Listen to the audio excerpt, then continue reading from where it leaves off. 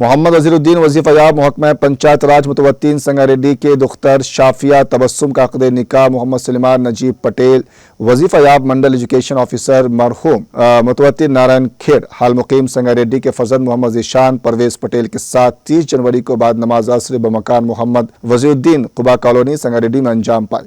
تقریب استقبالیہ Tahir palace function hall ملکہ پور سنگاریڈی منعقد کیا گیا۔